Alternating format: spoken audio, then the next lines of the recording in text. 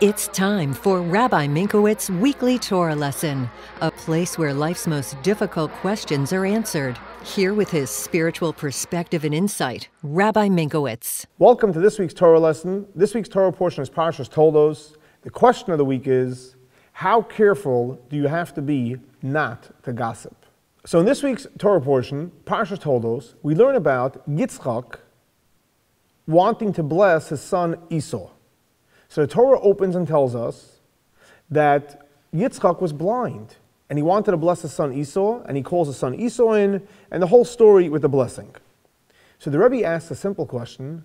We know that God blessed Yitzchok. God blessed Isaac.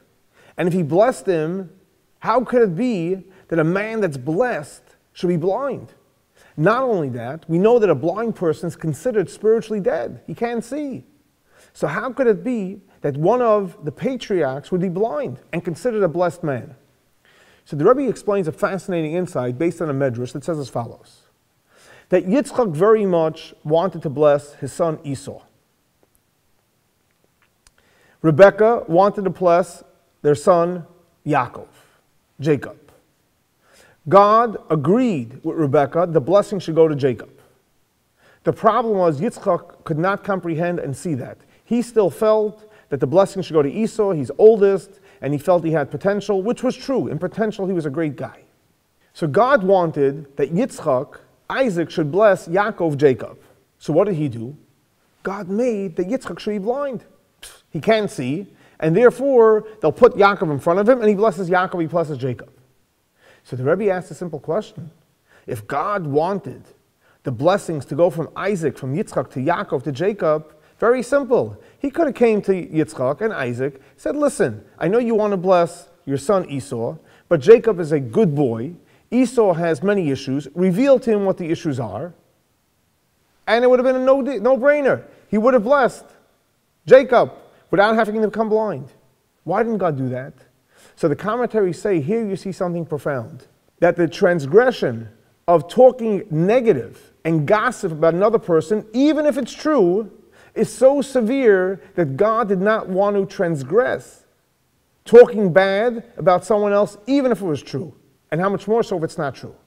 So therefore God went ahead and blinded Yitzchok.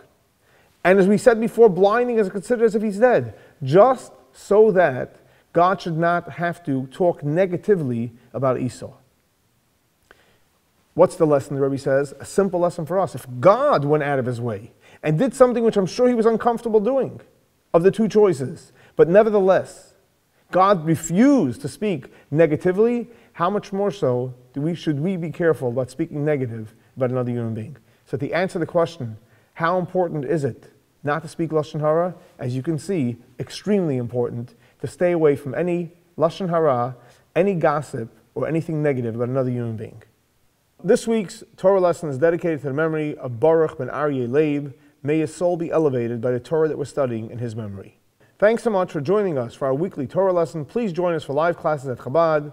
Wednesday from 12:30 to 2 we have the JLI course. Thursday from 11 to 12 we have the Parsha class given by Chana. Thursday evening from 7 to 8:30 we have the JLI course. Shabbat morning we have a Kabbalah class at 9 o'clock followed by davening and a Farbrengen. Shavua Tov and have a great week.